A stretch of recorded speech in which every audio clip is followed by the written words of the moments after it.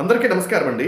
నిన్న కేంద్ర ప్రభుత్వం విడుదల చేసినటువంటి పద్మ అవార్డ్స్ మొత్తంగా 7 పద్మ విభూషణ్, 19 పద్మభూషణ్, అలాగే 113 పద్మశ్రీ అవార్డులను కేంద్ర ప్రభుత్వం విడుదల చేయడం జరిగిందండి.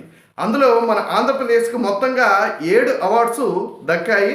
అందులో ఒకటి పద్మ విభూషణ్, ఒకటి పద్మభూషణ్, మిగతా 5 పద్మశ్రీలు మనకి దక్కాయండి. వాళ్ళు ఎవరు అన్నది ఒకసారి మనము చూద్దాము.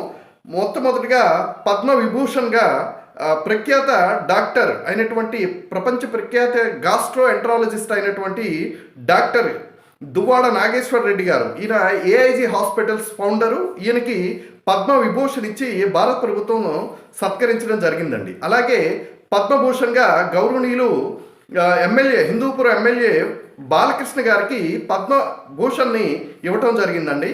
అలాగే పద్మశ్రీలుగా ప్రఖ్యాత ఎస్సీ వర్గీకరణ మాదిగ వర్గీకరణ మీద పోరాడుతున్నటువంటి గౌరవ మందకృష్ణ మాదిగ గారికి పద్మశ్రీ ఇచ్చి గౌరవించడం జరిగింది. అలాగే అవధాని అయినటువంటి నాగవంశ శర్మ గారు, ఈయన అవధానం చేస్తుంటారు, మనందరం ఇతన్ని టీవీలో చూస్తుంటాం. ఈయన కూడా పద్మశ్రీ ఇచ్చి గౌరవించడం జరిగిందండి. అలాగే 2 విద్యావేత్తలకు కూడా ఈ యొక్క పద్మశ్రీ అవార్డు ఇచ్చి గౌరవించడం జరిగింది.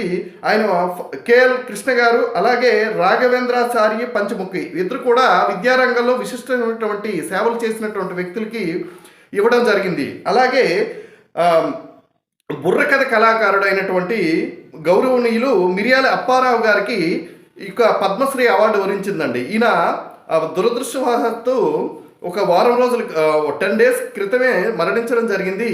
ఈయనకి ఈ పద్మశ్రీ అవార్డు అన్నది దొక్కడం ఆయన్ని గౌరవించడం అండి. అలాగే తమిళనాడుకు చెందినటువంటి అజిత్ సినిమా హీరో అజిత్ గారికి కూడా పద్మభూషణ్ ఇచ్చి గౌరవించడం జరిగింది. అలాగే ప్రఖ్యాత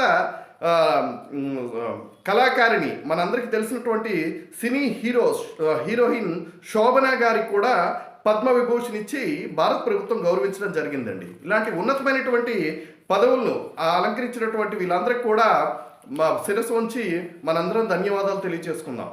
అందరికీ నమస్కారం అండి.